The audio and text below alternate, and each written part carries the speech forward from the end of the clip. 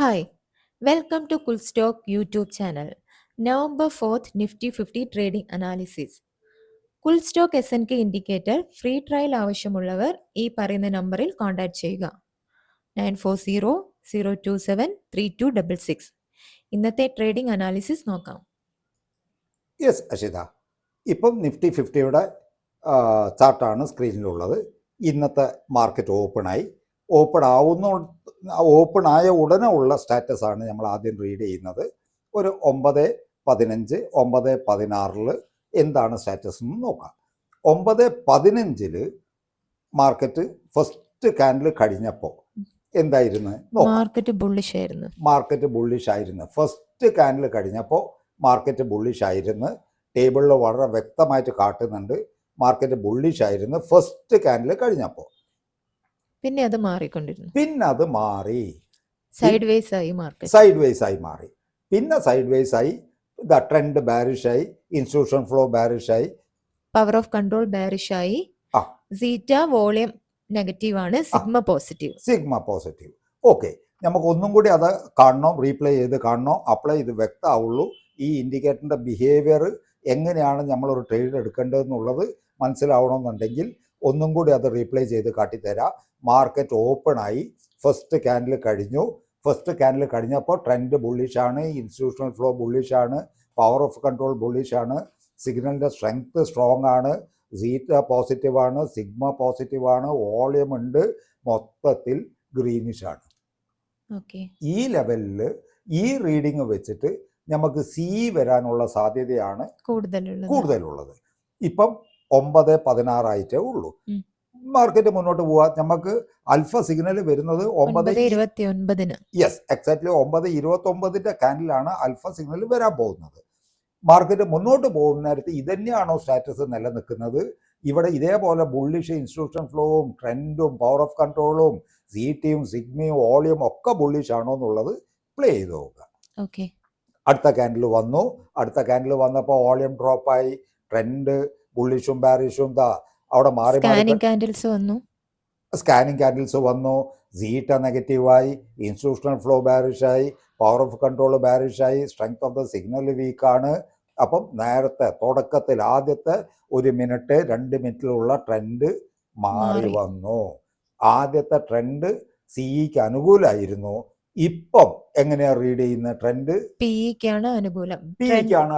Trend bearish ആണ്, institutional flow bearish ആണ്, power of control bearish ആണ്, സീറ്റ സിഗ്മ വോളിയം മൂന്നും നെഗറ്റീവായി, strength of the signal weak ആണ്.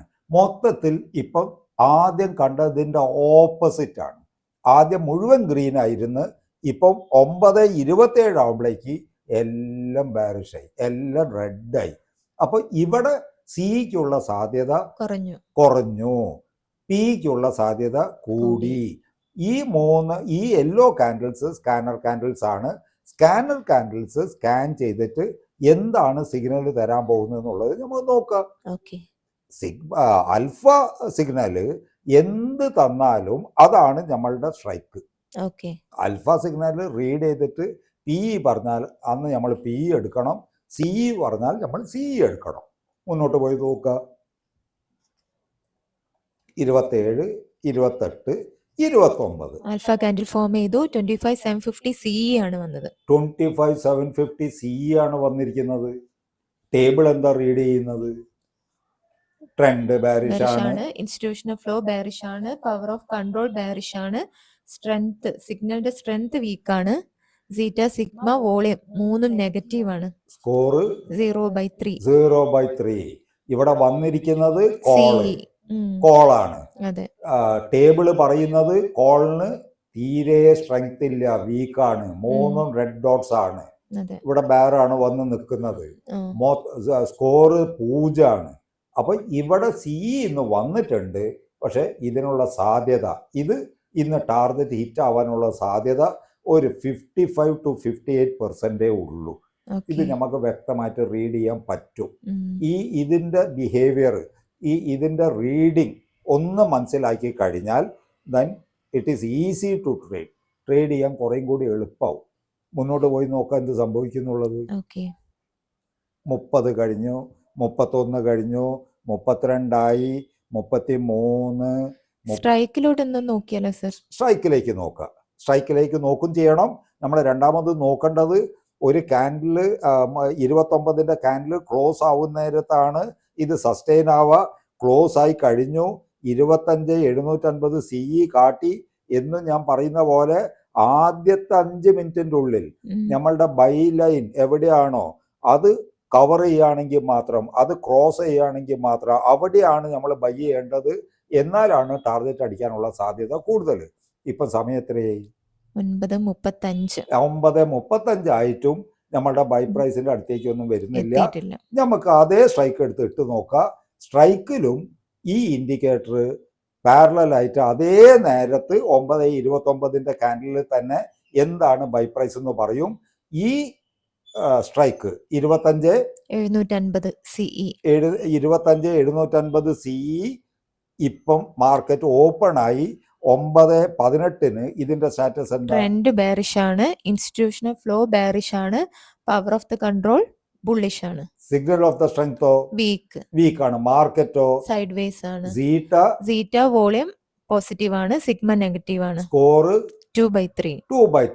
9:29 ഇവിടെയും സിഗ്നൽ വരേണ്ടത്. നമ്മൾ ഇൻഡെക്സിൽ 9:29 സിഗ്നൽ വന്ന് ആ സിഗ്നൽ അവിടെ സസ്റ്റെയിൻ ആയ ശേഷം ആണ് ഞങ്ങൾ എന്ത് ചെയ്യേണ്ടത്? സ്ട്രൈക്കിലേക്ക് മാറേണ്ടത്. സ്ട്രൈക്കിലേക്ക് മാറുന്ന നേരത്ത് എക്സാക്ട്ലി ആ നേരത്ത് അവിടെ ആൽഫ സിഗ്നൽ വന്നിരിക്കും. ആ ആൽഫ സിഗ്നലിൽ buy price, target, stop loss 3 mark ചെയ്തിട്ടുണ്ടാവും. അതിൽ പറയുന്ന ബൈ പ്രൈസിലാണ് നമ്മൾ ഇത് ബൈ ചെയ്യേണ്ടത്. നോക്കാം എത്രയാ വരുന്നത് നോക്കുക. ആയി 9:28 9:29 വന്നു. എത്രയാണ് buy price? 44, target 49, stop loss 39. അപ്പം ഇന്ന് എക്സ്പയറി ഡേ ആണ്. പ്രീമിയം വളരെ കുറവാണ്. അതുകൊണ്ട് നമ്മളുടെ ടാർഗറ്റ് 12% ആണ്. അപ്പം 44 ബൈ ചെയ്താൽ 49 ഇന്നത്തെ ടാർഗറ്റ്. പക്ഷെ ക്യാൻഡിൽ 9:29 കഴിഞ്ഞ ശേഷം 30 ക്ലോസ് ചെയ്തിട്ട് 9:31 32 ഒക്കെ പ്രൈസ് ഇറങ്ങി പോവാണ്. നമ്മളുടെ ബൈ പ്രൈസ് ലെവലിലേക്ക് വരുന്നില്ല. ഇങ്ങനത്തെ ഘട്ടത്തിൽ ഈ പ്രൈസ് 44 പറഞ്ഞ സ്ഥിതിക്ക് നമ്മൾ എന്താ ഇതിൽ എപ്പോഴാണ് ബൈ ചെയ്യേണ്ടത്? Only when the price cross 44ലാണ് നമ്മൾ ഓർഡർ ഇട്ട് വെക്കേണ്ടത്. 44ൽ ഇത് ഓർഡർ എക്സിക്യൂട്ട് ആവാണെന്നുണ്ടെങ്കിൽ ടാർഗറ്റ് ഹിറ്റ് ചെയ്യാനുള്ള ചാൻസ് ഉണ്ട്. എപ്പം? ആദ്യത്തെ 5 മിനിറ്റിൻ്റെ ഉള്ളിൽ ആ ബൈ പ്രൈസിലേക്ക് എത്തണം. ഇത് സർ കഴിഞ്ഞ ഫ്രൈഡേ ഇങ്ങനെയായിരുന്നല്ലോ, 10:04 ബൈ പ്രൈസിന്റെ അടുത്ത് എത്തിയത്. യെസ്. അപ്പൊ അതുവരെ നമ്മൾ ഇങ്ങനെ വെയിറ്റ് ചെയ്യണോ അല്ലെങ്കിൽ? വെയിറ്റ് ചെയ്യണം. നമ്മൾ ആദ്യത്തെ 5 മിനിറ്റ് ആണ് ഇതിൽ ഇമ്പോർട്ടൻസ്. ആദ്യത്തെ 5 മിനിറ്റിൻ്റെ ഉള്ളിൽ നമ്മളുടെ ബൈ പ്രൈസിലേക്ക് വന്ന് നമ്മൾ സ്റ്റോപ്പ് ലോസ് ഓർഡർ ഇട്ടത് എക്സിക്യൂട്ട് ആവുകയാണെന്നുണ്ടെങ്കിൽ ടാർഗറ്റ് ഹിറ്റ് ആവാനുള്ള ചാൻസ് 75% മേലെ ഉണ്ട്. 5 കഴിഞ്ഞ് 6-7 മിനിറ്റിൻ്റെ ഉള്ളിലാണെന്നുണ്ടെങ്കിൽ അതൊരു 65-70% ആവും. 7 മിനിറ്റും കഴിഞ്ഞ് 10 മിനിറ്റ് 12 മിനിറ്റിൻ്റെ ഉള്ളിലാണെന്നുണ്ടെങ്കിൽ അതൊരു 60% ലെവലിലേക്ക് ഇറങ്ങും. ഒരു 15-20 മിനിറ്റും കഴിഞ്ഞിട്ടാണ് പോകുന്നതെന്നുണ്ടെങ്കിൽ 100% ടാർഗറ്റിന് വെയിറ്റ് ചെയ്യരുത്. ഒരു 75% എബവ് 50% ടാർഗറ്റിൻ്റെ 50% കവർ ചെയ്ത് കഴിഞ്ഞാൽ ട്രെയിലിംഗ് സ്റ്റോപ്പ് ലോസ് ഇട്ടിരിക്കുന്നതാണ് നല്ലത്. അതിൻ്റെ സ്ട്രെങ്ത് നഷ്ടപ്പെട്ട് തുടങ്ങിയിട്ടുണ്ടാവും. ഇവിടെ ഇന്ന് വെള്ളിയാഴ്ച 9:30 വന്ന സിഗ്നല് 10 മണിക്ക് അത് ആ ടാർഗറ്റിലേക്ക് 10 മണിക്ക് ആ റേറ്റിലേക്ക് വന്നിട്ടില്ല. വരാത്തതുകൊണ്ട് തന്നെ ആ ട്രേഡ് അന്ന് എടുത്തിട്ടില്ല. 10:04 നമ്മളെ ബൈ പ്രൈസിന്റെ മേലെ വന്നു. ബൈ പ്രൈസിൽ ആൾക്കാർ ബൈ ചെയ്തു. കുറെ ആൾക്കാർ ഈ ഇൻഡിക്കേറ്റേഴ്സ് യൂസ് ചെയ്യുന്ന കുറെ ആൾക്കാർ ബൈ ചെയ്തു. കുറെ ആൾക്കാർ അരമണിക്കൂർ ആയതുകൊണ്ട് ആ ഓർഡർ ക്യാൻസൽ ചെയ്തു. ബൈ ചെയ്തവർക്ക് ടാർഗറ്റ് ഹിറ്റ് ആയിട്ടുണ്ട്. പക്ഷെ അവിടെ റിസ്ക് ഫാക്ടർ ഉണ്ട് എന്നുള്ള ഓർമ്മ വേണം. ഇവിടെ ഇന്ന് അരമണിക്കൂറും കഴിഞ്ഞ് സമയം ഇപ്പം എത്രയായി? 10:15. 10:15, 3/4 മണിക്കൂറായി. Nearly 45 minutes. സ്റ്റിൽ ആ പ്രൈസിന്റെ അടുത്ത് അവിടെ എത്തുന്നില്ല. അപ്പൊ ഇന്ന് 10 മണിക്ക് തന്നെ ഇത് എത്താത്ത സ്ഥിതിക്ക് ഇന്ന് ട്രേഡ് ഇതിലില്ല. അന്നത്തെ ദിവസം നമ്മൾ ട്രേഡ് എടുക്കരുത്. നമുക്ക് ഇന്ന് എക്സ്പയറി ആണ്. നമുക്ക് വെനസ്ഡേ പ്രോഫിറ്റ് ആയിരുന്നു, തേഴ്സ്ഡേ പ്രോഫിറ്റ് ആയിരുന്നു, ഫ്രൈഡേ 10:04 വന്നത്. അതുകൊണ്ട് അന്നത്തെ ദിവസത്തെ ട്രേഡ് ഇല്ല.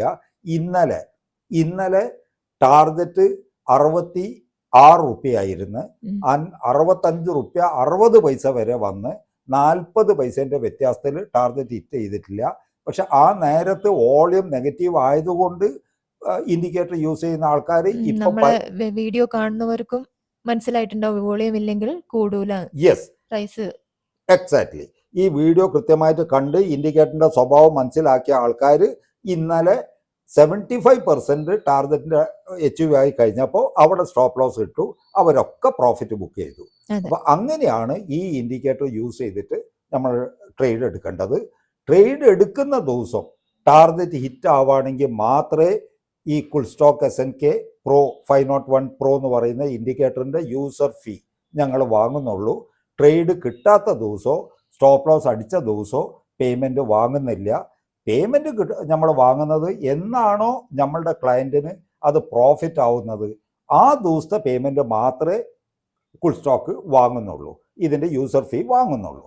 അപ്പൊ ഇന്നത്തെ ട്രേഡ് നമുക്ക് ആക്ച്വൽ ഇല്ല, ട്രേഡ് കിട്ടിയിട്ടില്ല. ഇങ്ങനത്തെ നേരങ്ങളിൽ നമുക്ക് Wednesday and Thursday we booked a very good profit, നല്ല പ്രോഫിറ്റ് കിട്ടി. ബുധനാഴ്ചയും വ്യാഴാഴ്ചയും. വെള്ളിയാഴ്ച ട്രേഡ് കിട്ടിയിട്ടില്ല, 10:05 കിട്ടിയത്. നമുക്ക് പ്രോഫിറ്റബിൾ ആയി ഇറങ്ങുക, ആ ആഴ്ച എൻഡ് ആവുന്ന നേരത്ത് പ്രോഫിറ്റിൽ ഇറങ്ങുക എന്നുള്ളതാണ് നമ്മൾ ഇമ്പോർട്ടൻസ് കൊടുക്കേണ്ടത്. കിട്ടാത്ത ട്രേഡിൻ്റെ വൈത്താലെ ചേസ് ചെയ്തെടുക്കുക, അല്ലെങ്കിൽ അവിടെ ഇനി ഇത് തിരിച്ച് കയറും എന്നുള്ള ഒരു മനക്കണക്കിൽ ട്രേഡ് ചെയ്യുന്നത് യുക്തിയല്ല. നമ്മൾ we have to follow certain system. അപ്പം ഇവിടെ cool stock SNK 501 Pro Plus indicator use ചെയ്യുന്നവർ അതന്നെയാണ് ഫോളോ ചെയ്യുന്നത്.